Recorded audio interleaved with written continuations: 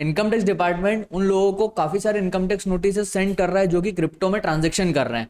अब क्रिप्टो में अगर आप बहुत सारे ट्रांजेक्शन कर रहे हो या फिर आपने छोटे से ही ट्रांजेक्शन करे बट फिर भी आपको इनकम टैक्स नोटिस आ गया, तो ऐसा हो क्यों रहा है एक्चुअल में। तो इस वीडियो में हम यही देखेंगे कि डिपार्टमेंट से हमें नोटिस ना आए तो हमें क्या करना चाहिए, क्या रिटर्न फाइल करना चाहिए अगर हमने क्रिप्टो में ट्रांजेक्शन करा है, या फिर अगर छोटा सा भी ट्रांजेक्शन करा है तो भी क्या हमें रिटर्न फाइल करने की जरूरत है। टैक्सेशन क्या है क्रिप्टो के अंदर, क्या टीडीएस डिडक्ट हो रहा है क्रिप्टो के अंदर, तो ये पूरी वीडियो में हम इसको समझेंगे बहुत डिटेल में, तो वीडियो को लास्ट तक देखना। अगर आपने क्रिप्टो में ट्रांजेक्शन करा मतलब कि बिटकॉइन इथेरियम इनको परचेस करा सेल करा, तो क्या होता है ना कि ये ट्रांजेक्शन रिपोर्टेबल ट्रांजेक्शन की कैटेगरी में आते हैं और ये आपके एआईएस में शो होते हैं। जैसे कि एक ट्रांजेक्शन दिख रहा हुआ है एक वर्चुअल डिजिटल असेट से रिलेटेड, ये क्रिप्टो से रिलेटेड ट्रांजेक्शन है। अब इन्होंने इतनी सेल करी है 6,396 रुपीज़ की, तो ये इनका इनकम टैक्स जो रिटर्न है उसका जो एआईएस है और टीआईएस है उसके अंदर ये ट्रांजेक्शन शो हो रहा है। अब ये शो क्यों होता है, तो इसके शो होने का रीजन है सेक्शन 194S। जो भी वीडियो आप ट्रांसफर करते हो मतलब क्रिप्टो करेंसी में आप ट्रांसफर करते हो तो उस पर 1% से टीडीएस डिडक्ट करते हैं। ठीक है, तो अगर आपका 1% से टीडीएस डिडक्ट करेगा, जिस भी आप ऐप पे मतलब कि क्रिप्टो करेंसी में आप परचेस सेल कर रहे हो तो वो आपका टीडीएस 1% डिडक्ट करेगा। अब अगर आपका 1% से टीडीएस डिडक्ट हो रहा है तो वो सारे ट्रांजेक्शन यहाँ पे रिपोर्ट होते हैं आपकी एआईएस में। इसमें 194S में टीडीएस सेक्शन में लिमिट भी देकर के रखिए कि अगर इंडिविजुअल एंड एचयूएफ है जिनकी कोई बिजनेस इनकम नहीं है तो 50,000 रुपये साल की लिमिट है, और इसके अलावा अगर कोई और ट्रांजेक्शन कर रहा है क्रिप्टो में तो 10,000 रुपये की लिमिट है। बट इन प्रैक्टिकल वर्ल्ड क्या होता है कि अगर आप इन लिमिट के नीचे भी ट्रांजेक्शन करते हो ना पूरे साल में, तो ये लोग तो टीडीएस डिडक्ट कर लेते हैं और उसको रिपोर्ट कर देते हैं। अब सर हमने बहुत छोटा ट्रांजेक्शन करके रखा हुआ है, मतलब कि 10-12 हज़ार रुपये का ही हमने परचेस सेल करी थी, उसके बाद में भी क्या इनकम टैक्स का नोटिस आ जाएगा। तो जो क्रिप्टो करेंसी में आप जो भी गेन अर्न करते हो उस पर लगता है 30% से फ्लैट इनकम टैक्स। मतलब यह है कि आपने कोई भी गेन अर्न करा, फॉर एग्जांपल आपने एक इथेरियम परचेस किया था 1 लाख रुपीज़ का और उसको आपने सेल कर दिया 1,50,000 रुपीज़ में, मतलब 50,000 रुपीज़ का आपको गेन हुआ, तो इस पे फ्लैट रेट से इनकम टैक्स लगेगा 30%। उसके अलावा अगर सरचार्ज अप्लीकेबल है तो सरचार्ज लगेगा, और हेल्थ एंड एजुकेशन सेस लगता है 30% पे 4%। मतलब अगर इफेक्टिव टैक्स रेट देखें तो 31.20% से आपको फ्लैट टैक्स लगता है जो भी गेन आपने अर्न कर रहा है क्रिप्टो करेंसी पे। उसके अलावा अगर आप हाई इनकम इंडिविजुअल हो मतलब कि 50 लाख से ऊपर की इनकम आपकी रहती है तो एप्लीकेबल रेट से सरचार्ज भी लगता है जो कि 10% भी हो सकता है और इंक्रीज भी हो सकता है, तो यहाँ पे इफेक्टिव रेट आपकी और ज्यादा भी बढ़ सकती है। अब वर्चुअल डिजिटल असेट्स मतलब क्या, देखो ये जो सेक्शन है ना 115 BBH, ये है वर्चुअल डिजिटल असेट्स पे टैक्सेशन का।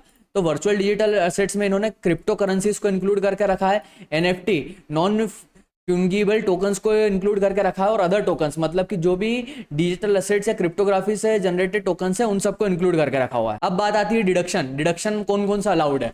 देखो कोई एक पर्टिकुलर ट्रांजेक्शन आपने करा, फॉर एग्जाम्पल आपने इथेरियम परचेस करा और उस इथेरियम को सेल करा, फॉर एग्जाम्पल इथेरियम आपने 1 लाख में परचेस करा और उसको 1,50,000 में सेल करा, तो जो कॉस्ट ऑफ एक्विजिशन है मतलब जो इथेरियम आपने डायरेक्ट परचेस करा था ना उसका डिडक्शन मिलेगा क्योंकि यहाँ मिल रहा है, तो जो गेन हो रहा है उसी पे टैक्स लग रहा है। पर इसके अलावा और कोई कॉस्ट का आपको डिडक्शन मिलेगा, for example electricity and maintenance cost हो गया, या ट्रांजैक्शन या एक्सचेंज फीस हो गया, या कोई दूसरा बिजनेस एक्सपेंडिचर जैसे कि इलेक्ट्रिसिटी का बिल हो गया, या फिर आपने जिस सिस्टम पे आप ये पूरा काम कर रहे हो उस पर कोई डेप्रिसिएशन क्लेम कर रहे हो, तो ऐसा कोई भी एक्सपेंडिचर आपको क्लेम करने को नहीं मिलेगा।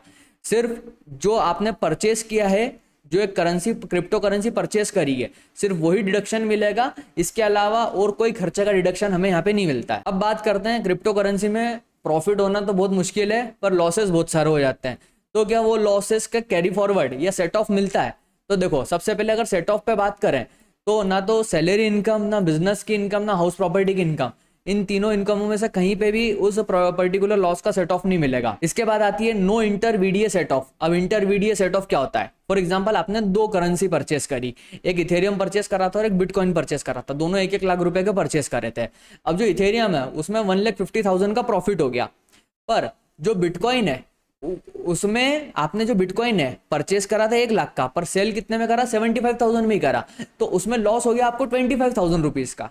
ठीक है, तो सर इस हिसाब से तो ऐसा होना चाहिए ना कि मैंने इथेरियम पे 50,000 रुपए कमाए और बिटकॉइन पे 25,000 रुपए का लॉस कर दिया, तो बच गए 25,000 रुपए, तो वो 25,000 रुपए पे आप मुझसे टैक्स ले लो।